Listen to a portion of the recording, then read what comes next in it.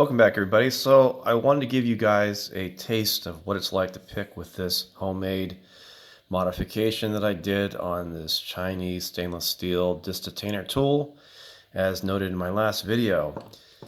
And this is a lock that's used in Europe and it's made in China. And these are the keys, and based on the bit cuts, it looks like it's a 7-disc detainer padlock. So let me show you the method that I use to open this lock, and we're going to zero all the disc, making sure that we orient it clockwise in this position where you can see all the way down. This is not the position you want here. Okay, so it's been turned, and we're going to insert this guy all the way back. And push this guy all the way back. And I know I'm on the back when I can just spin and spin, spin, spin.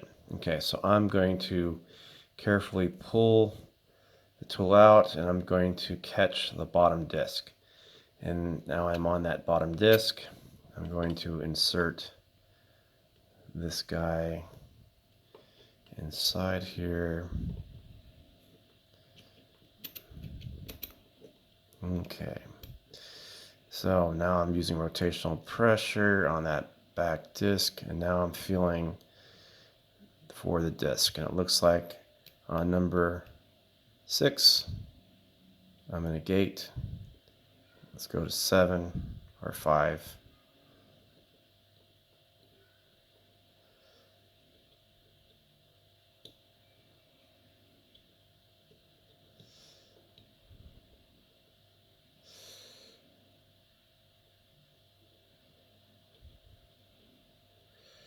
Trying to catch it right there, I think. Yes.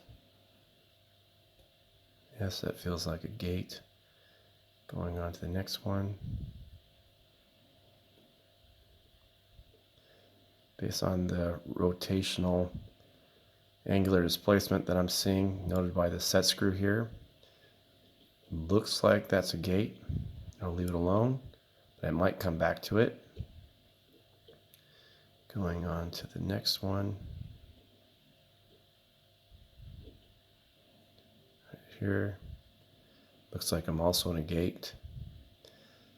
It's funny how when you rotate the disc all the way clockwise, are the tolerances that poor on the gates where you automatically hit 2 gates, but clearly the set screw is displaced differently between the 2 discs. I find that rather intriguing. Now this one has very little movement. Feels like a false gate. So let me, oh, there's a click, and we have an open. That's how easy it is. Now I cannot remove this tool. I don't think I can, because it depends on the bitting. No.